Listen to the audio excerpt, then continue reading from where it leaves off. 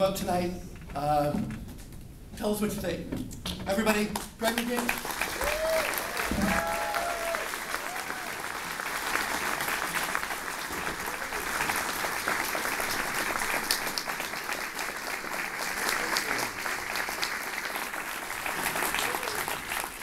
It's so interesting to see that video. Not quite sure which mic is working, but it was because it really, my journey with regard to HIV in 1986, early in 1986, there was a People magazine article written about Ryan White and talking about how he was discriminated against and all this. A bullet through the windshield of their windows, and swastikas painted on their doors and the garage, and all this crazy stuff that was happening in Cicero, Indiana. And so I knew that our national championships, our winter nationals, were going to be in Indianapolis. I didn't quite know how far that was away, but I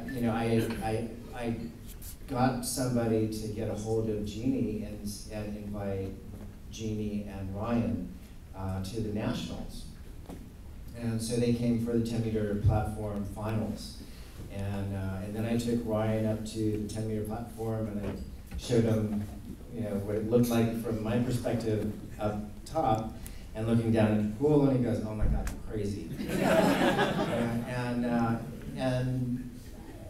I gave him that national medal. I won a national title at that event, and I gave him that medal. I forget how many medals I gave him. Later on that year, we had the Pan American Games back in Indianapolis.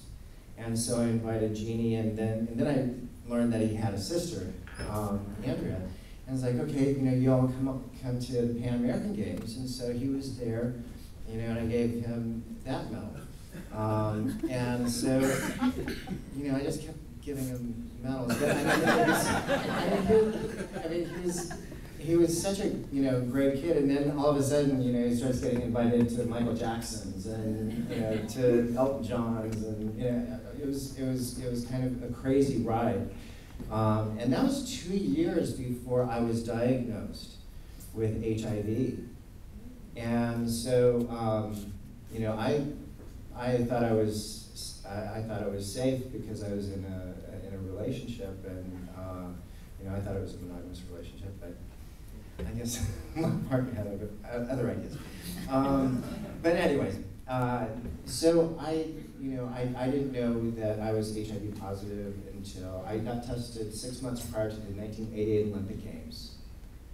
And my partner at that time was going into the hospital, and as it turned out, it was pneumocystis pneumonia.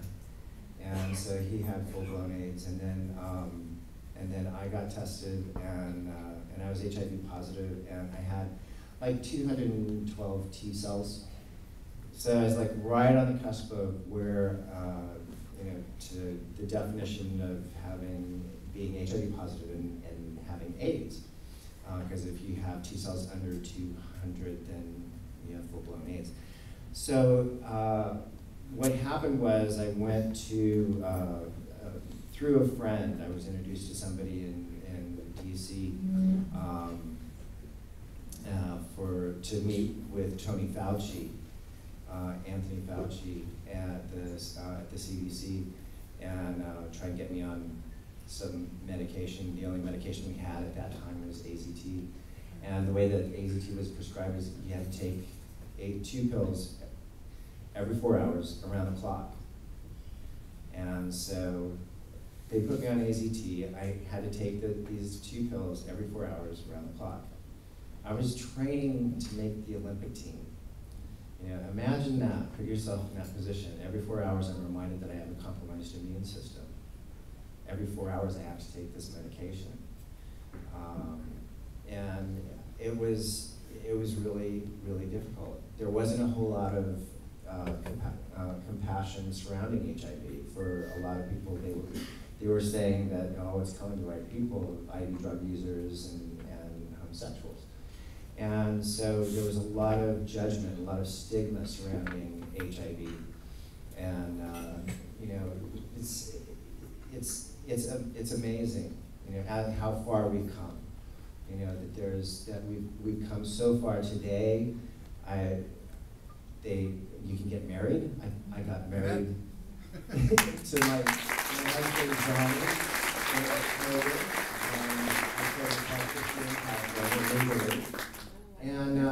And so it's, you know, we've really come so far, and marriage is legal here in the state of Illinois.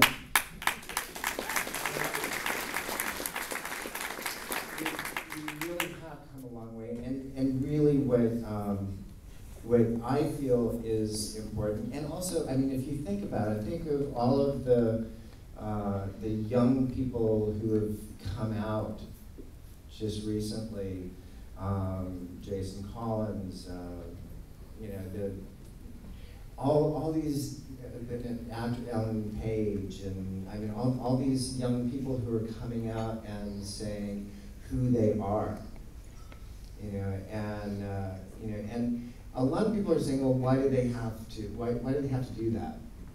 You know, really, who cares? It's important. It's important that we be seen, you know, because you're bankers, you're hairdressers, we're everything. You know, we're your brothers, your sisters, and all that. So when we alleviate the stigma surrounding sexual orientation, then you know, and start talking openly, you know, about sexuality. You know, I think that alleviates a lot of the stigma and a lot of the you know, the preconceived notions and ideas. It's funny because my husband and I about a year and a half ago we went to Nepal for the first Southeast Asian LGBT Games. And so my first press conference was rather funny because like he's there and I'm there, and one of the reporters says, okay, we know that you two are together, but which one's the husband and which one's the wife? And my response to him was, what time is it? You know, because he didn't understand there's that preconceived notion that one's the man and one's the woman, and you know, and all, you know what? We did so much good just by being ourselves, just sharing ourselves and saying, you know what? We're just regular kind of guys, you know, that are in love with each other. And so, you know, the other thing that has come up was the whole controversy surrounding the Sochi Olympics, you know, the Russian propaganda, anti-propaganda laws that were, you know, against family values, which was triggered towards the LGBT community, really, because now what they're looking to potentially pass is laws stating that if you are gay or suspected of being gay, then your children can be taken away from you. So there was a whole uprising in the LGBT community of the United States to say boycott, boycott, boycott. You know, I was the only one that was steadfast in saying, don't boycott. Because I was able to compete in '76, my first Olympic Games. I was a silver medalist there. And then I was a part of the 1980 team, which we boycotted that Olympics because of this, at that time, the Soviet Union's invasion of Afghanistan. And so we didn't get an opportunity to compete there. In 1984, we as Americans forget that there was a boycott. The Eastern Bloc countries didn't come to support our Olympic Games. And then I'm very blessed that I was able to continue on to '88 and compete at that Olympic Games. '84 I got 2 golds, '88 I got 2 golds, so it was pretty good.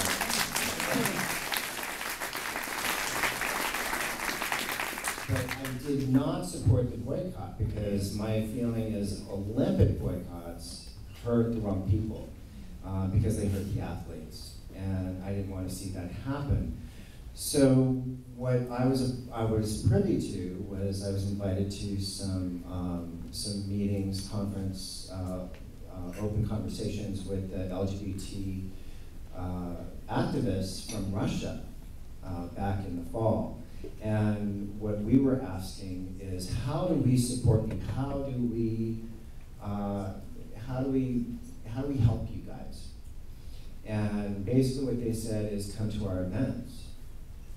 And so I was on, for the Sochi Olympics, I was on the short list. I knew I was on the short list of being designated as one of the US delegates for the US. And I was not named to the delegation. And it's interesting because like when you start listening to the universe and what the universe is telling you, most of the times you're not going to go wrong. And so what happened was I got a call, some communication from Konstantin, and he said, will you come to the LGBTI Russian Open Games, which is taking place between the end of the Olympic Games and the beginning of the Paralympic Games, because there were 5 days in there. And I said, yeah, I'll be there. Because there was the universe telling me that that's where I needed to be.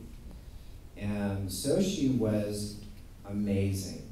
I mean, we had some friends of ours who came back and said, oh, they were so welcoming. They had a gay bar, they had gay entertainment, they had drag queens, they had this, they had that. They couldn't feel safer and all that. And my experience in Russia, in Moscow, at the LGBTI Russian Open Games was very, very different. Is our first of all, the participants, once they learned who the group was that was participating, those participants were turned away from their hotels and were not, they said that they were under construction, or there was something, some bogus excuse. So they were turned away. So then Konstantin and Elvina had to find places for them. So they found the hostels, around Moscow for the participants. And then our first press conference to open the Open Games, there was a bomb threat. And so we couldn't go into the building. That was the same building that we were going to do the opening ceremonies, so we couldn't have our opening ceremonies there.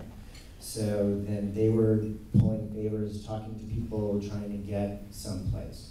We did end up having the opening ceremonies. It was a scaled down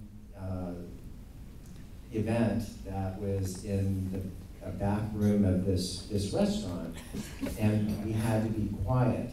So when they wanted to applaud, we did the death signal for applauding, and it was fascinating because then from then on, every event was thwarted in some way.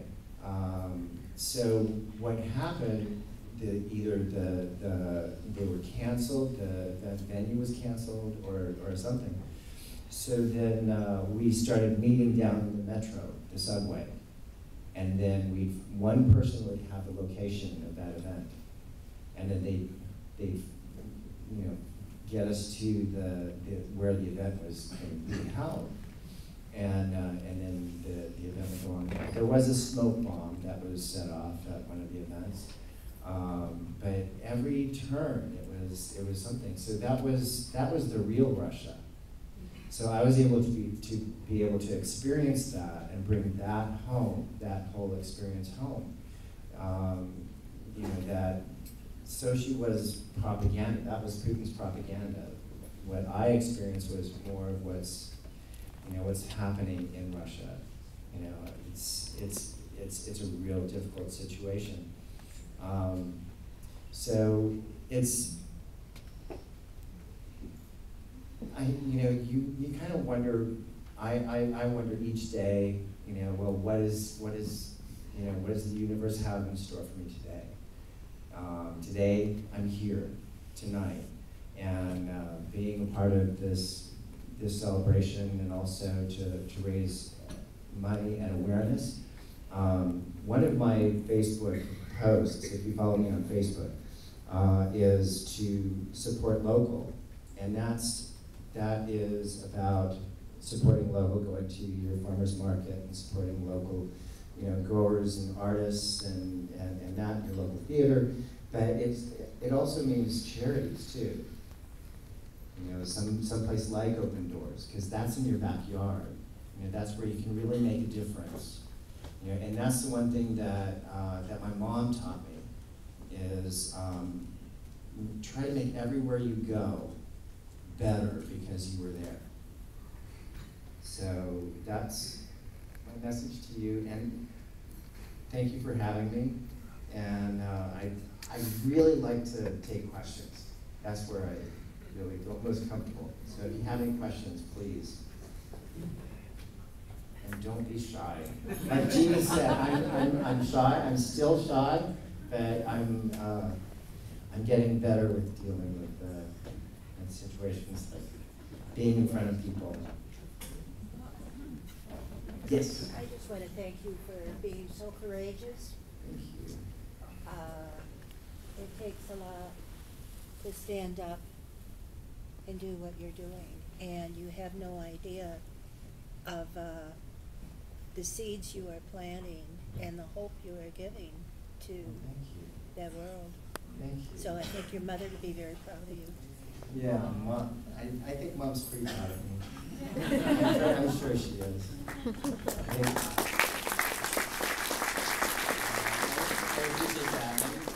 And it's true. I mean, it's, to be authentic and represent yourself as the person you are. And so it's so great because, when I had the secrets, I had to worry about, oh, did I tell them that, or did I tell them that? Or did I say this much, or did I say that much? And, now I don't have to worry about it. And it's like, you ask me a question, it's like, well, okay, I'll tell you. So it's so much, it is, and it is free. When I wrote my book, Breaking the Surface, I kept in the back of my mind, it was the truth shall set you free. That's what's going on in the back of my mind. And then when the book came out, I had the lovely experience of being followed across the country by Reverend Fred Phelps. God rest his soul.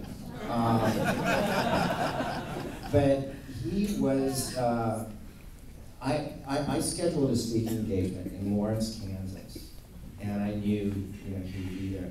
And this was before anybody knew what was going to be in the book, Breaking the Surface, in '95. And so when the book hit, and then I'm in Lawrence, Kansas after the book hits, and all this news is going on, it was pretty awesome. I mean, I was on Barbara Walters 2020 on Friday, and then on Monday I was on Oprah. So it got a lot of attention, a lot of focus. So when I was there, they kind of shepherded me through the underbelly of this building. I said, wait a minute, I want to see this. And so they said, okay, you can come up to this window and you can see them right across there. And it's like, they had signs of pictures of me with 666 on my forehead, and horns, and die AIDS faggot, and burn in hell, and all this other stuff. And I said, I was like, oh, that is so cool. because as soon as I went into the auditorium, I mean, it was packed. When there was ever any controversy surrounding any of my engagements, it was packed. I mean, it was just amazing. And then somebody stood up during the Q&A and says, Mr. Louganis, what do you think about the ignorance that's standing outside this building? And I said, oh, you mean Fred? And they chuckled, and I said, well, I feel like I should hand him a teddy bear and tell him he needs lots of hugs. Because anybody who spews that much hate can't like themselves very much. So the LGBT student union, we don't know what people are going to hear. The LGBT student union sent him a bunch of teddy bears in my honor, telling him he needs lots of hugs. And I thought that was so sweet and so touching. So you really never know what kind of a difference you're going to make in any person's life just by sharing yourself and who you are.